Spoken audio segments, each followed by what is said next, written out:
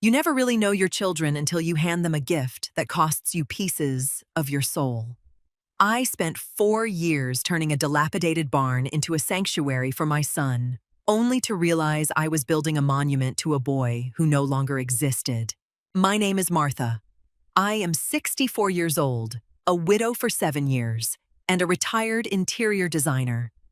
When my husband Arthur passed away, the silence in our upstate New York farmhouse became unbearable. I needed a project to keep my mind sharp and my hands busy. We had an old dairy barn on the back 5 acres of our property. It was structurally sound, but abandoned. I decided to transform it into a home for my son David and his wife Chloe. They lived in a cramped apartment in the city, always complaining about the rent and the lack of space for my young grandson Leo. I drew up the blueprints myself. I hired local contractors to handle the framing, plumbing, and electrical work, but I acted as the project manager. I was out there every morning at 7 with a thermos of coffee, overseeing every detail. I sourced reclaimed oak for the floors, custom milled cherry wood for the cabinets, and found a stunning piece of live-edge walnut for the kitchen island. It took 4 years of permits, weather delays, and writing checks from my personal savings. I poured my heart into that space. I imagined Leo running across those oak floors. I pictured family dinners around the kitchen island. When the final coat of paint dried, I stood in the center of the great room and smiled. It was breathtaking, warm, inviting, and built to last generations. I picked up my phone and invited David and Chloe to come up for the weekend. I had a surprise for them. They arrived on a crisp Saturday morning, completely unaware that their lives were about to change. Or so I thought. David parked his leased SUV near the farmhouse, and they walked toward the barn. Chloe wore a designer coat and a scowl, carefully avoiding the gravel path in her heels. I unlocked the heavy double doors and pushed them open, stepping aside to let the morning light flood the grand space. I expected gasps. I expected a hug. Instead, silence stretched across the room. Chloe walked in, her eyes darting over the hand-hewn exposed beams and the rich, amber-toned oak floors. She crossed her arms. David cleared his throat, glancing nervously at his wife. "Mom, it's big. Really clean." Chloe touched the custom cherry cabinets in the kitchen and sighed. "It's very rustic, Martha. Almost like a cabin. Are these appliances not hidden? We really prefer a sleek, integrated look." I watched her fingertips leave a smudge on the wood I had spent weeks selecting. "It's a converted barn, Chloe. The design respects the original architecture." David shoved his hands in his pockets. "Mom, look, I know you spent a lot of time on this. We appreciate the thought. Really. But it's just not my wife's style. We're a modern minimalist family." I stood perfectly still. 4 years of architectural planning, contractor meetings, and carefully curated materials dismissed in 30 seconds. Chloe turned toward me with a tight, practiced smile. "Honestly, Martha, what if you just sold this? The land value alone must be decent. You could give us the money to put a down payment on a luxury condo in the city, something that actually fits our aesthetic." David nodded enthusiastically. "Yeah, exactly. A developer might pay good money for this plot. We could really use the cash for a place closer to my office." They were already spending the money. In their minds, my property, my grief project, my savings were just a bank account waiting to be drained. I didn't cry. I didn't yell. I just looked at the two of them and saw them clearly for the very first time. "We don't need to figure it all out today," David mumbled, misreading my silence for agreement. I simply nodded. I offered them lunch at the main house, but Chloe claimed she had a headache from the farm smell. They left less than an hour later, promising to text me some listings for city condos they liked. I walked back to the barn alone. I sat on one of the bar stools at the Walnut Island. The afternoon sun cast long golden shadows across the floorboards. I thought about the thousands of dollars I had paid the contractors. I thought about the physical exhaustion of managing the build. But mostly, I thought about Chloe's entitlement and David's weak spine. He hadn't even looked me in the eye when he suggested selling my land to fund their lifestyle. I wasn't a victim. I had allowed this dynamic to fester by always accommodating them, always paying for dinners, always sending generous checks for Leo's birthdays. I had thought I was helping. I was actually just feeding a bottomless pit. I locked the barn doors, walked into my farmhouse, and brewed a pot of tea. My husband, Arthur, used to say that when people show you their true colors, you should believe them the first time. I pulled out my phone and dialed the number of an old friend, a woman named Beverly, who had dominated the luxury real estate market in our county for 2 decades. Beverly answered on the second ring. "Martha, it's been a while. How is that barn project coming along?" "It's finished," I replied, taking a sip of my tea. "And I want you to come look at it. I think I'm ready to list it." Beverly paused. "List it? I thought you were building that for David." "Plans change," I stated plainly. "How soon can you get here?" I didn't send David a single text. I didn't review the condo links he eagerly emailed me later that evening. I simply went to sleep, feeling lighter than I had in years. Beverly arrived the following Tuesday. She wore her signature power suit, a stark contrast to my comfortable jeans and gardening sweater. We walked down to the barn together. As soon as I opened the doors, Beverly stopped in her tracks. She slowly walked through the great room, her eyes tracing the custom ironwork on the floating staircase and the seamless transition from the living area to the chef's kitchen. She ran her hand along the walnut island much like Chloe had done, but with genuine reverence. "Martha, you didn't just renovate a barn. You created a masterpiece." "I hired good contractors," I corrected her gently, "but the design is mine." Beverly spent an hour taking notes, checking the HVAC system, admiring the radiant floor heating I had installed in the master bath, and examining the smart home integrations. Finally, we sat down at the island. Beverly pulled out a pen. The market for unique high-end retreats is exploding right now. City buyers want a turnkey escape, with your finishes, the acreage, and the privacy. She tapped the pen against her notepad. "I wouldn't list this for a penny under $1.4 million. I didn't flinch. "Can we carve out the barn and 5 acres from my main farmhouse deed?" "Easily. I have a surveyor who can fast-track the division." Beverly answered, her eyes gleaming with professional excitement. "Are you sure you want to do this, Martha? It's a lot of money, but it's also a piece of your heart." "My heart is fine," I assured her, standing up. "Let's get the paperwork started. I want it on the market by Friday." Over the next few days, I quietly boxed up the few personal items I had staged in the barn. A rocking horse I had bought for Leo, some vintage quilts. I moved them back to my house. The trap was never set for David. He had simply walked out the door, and I was choosing to lock it behind him. Beverly wasn't exaggerating about the market. By Saturday afternoon, the listing had generated a massive wave of interest. The professional photos showcased the blend of rustic architecture and modern luxury perfectly. I stayed in my farmhouse during the showings, watching expensive cars roll down my long gravel driveway.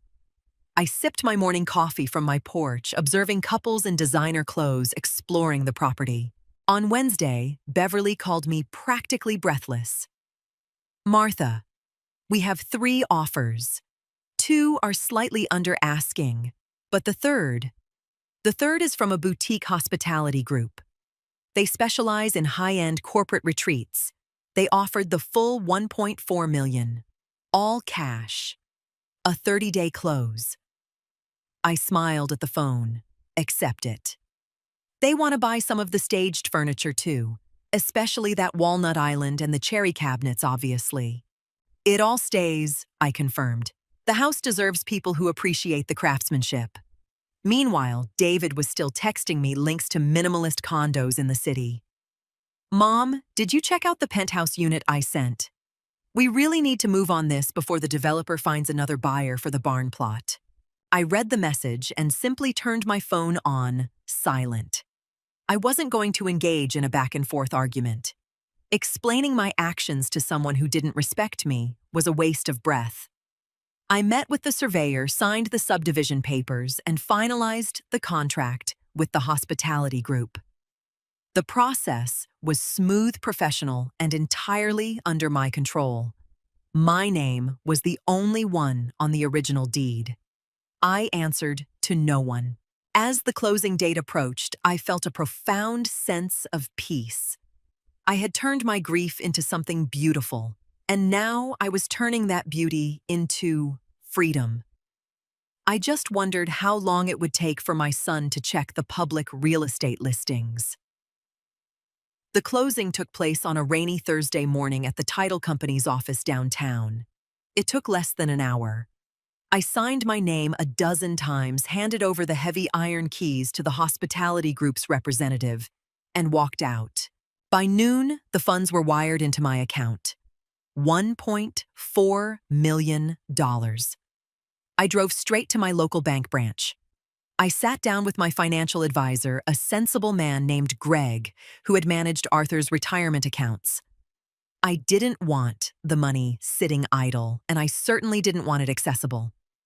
Martha, this is a significant deposit, Greg noted, looking at his screen with raised eyebrows. What are your goals? Security, I answered firmly. And a very specific trust fund. I kept enough in a high-yield savings account to comfortably cover my living expenses for the next 20 years. The rest I divided. I set up an irrevocable trust for my grandson Leo. It was locked down tight.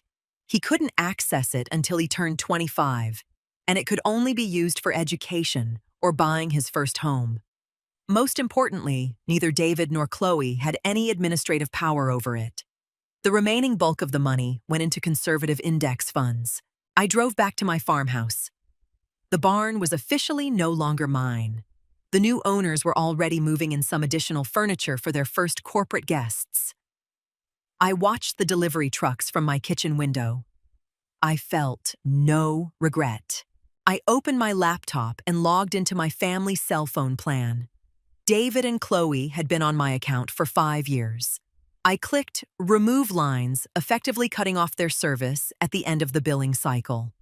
I did the same for the autopay on their car insurance, which I had temporarily covered since Leo was born. The financial umbilical cord was officially severed. I poured myself a glass of red wine and waited for the storm. The storm hit exactly 6 weeks after the barn went on the market. My phone vibrated on the kitchen counter at 8 in the morning. It was David. I let it ring. He called again. And again.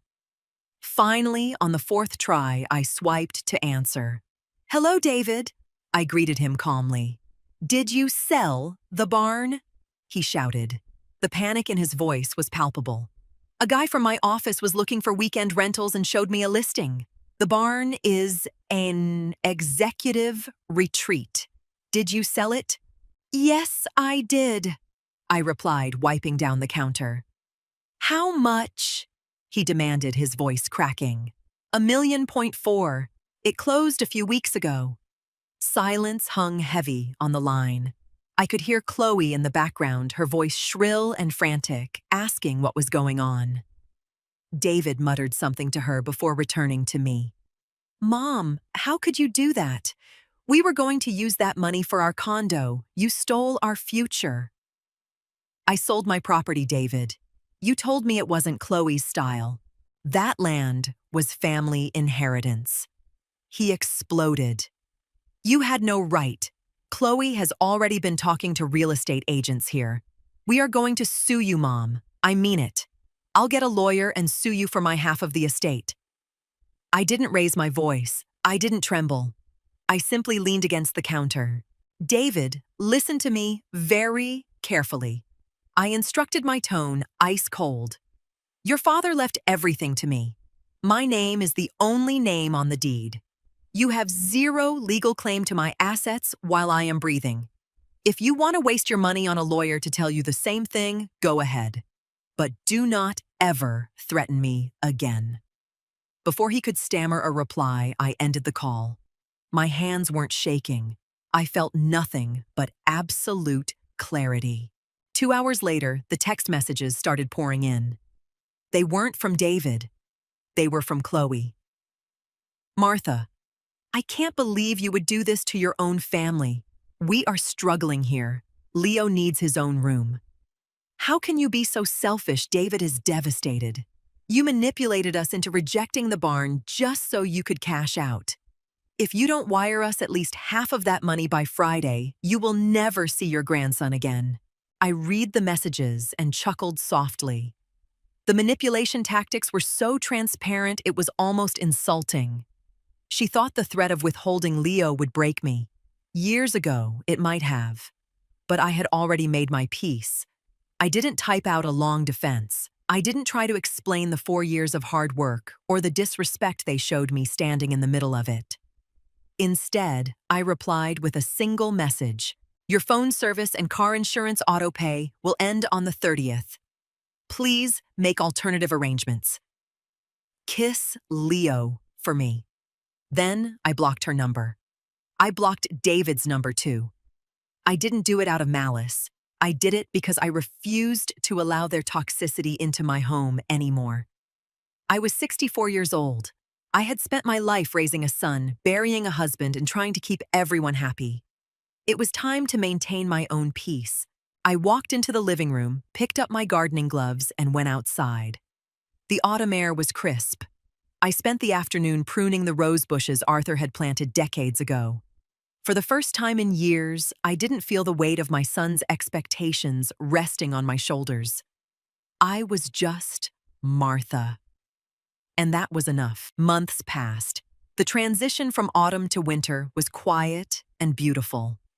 The hospitality group running the barn was incredibly respectful. They kept the grounds immaculate, and occasionally a corporate guest would wander near the property line and wave to me. I never heard from any lawyer.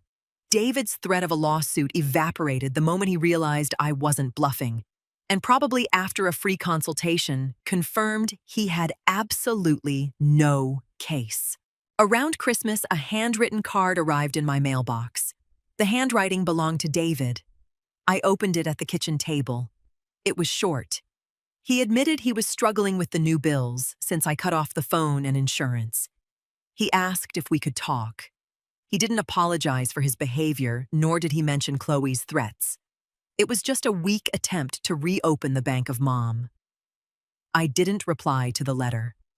Action requires genuine accountability, and he hadn't shown any. Instead, I reviewed the statements from Greg, my financial advisor. The trust fund I had set up for Leo was growing nicely. That brought me a deep, profound satisfaction. I loved my grandson, and I had ensured his future was protected. He would have his college paid for or a solid down payment for a house when he turned 25. And the best part, David and Chloe would never be able to touch a single cent of it to fund their modern minimalist aesthetic. The money would bypass their greedy hands entirely and go straight to the boy. I placed David's card in a drawer. I wasn't closing the door on my son forever, but the toll to re-enter my life was respect, and he hadn't earned it yet. I put on my coat, grabbed my car keys, and drove into town to meet Beverly for lunch. I was paying. Spring arrived, bringing a vibrant burst of green to the upstate hills. It had been nearly 8 months since the sale of the barn. David finally showed up unannounced one Sunday afternoon. He parked his car, a cheaper sedan, this time not the least luxury SUV, and walked up to my porch. I was sitting in my favorite rocking chair reading a book. He stood at the bottom of the steps, looking exhausted. "Hi, Mom." "Hello, David." I greeted him, keeping my voice neutral. I didn't get up. He looked over toward the barn. A few well-dressed people were carrying yoga mats across the lawn. "Looks like they're doing well with it." He noted quietly. They are. They appreciate the craftsmanship. He nodded, shoving his hands in his pockets. Chloe and I had to downsize. The rent got too high.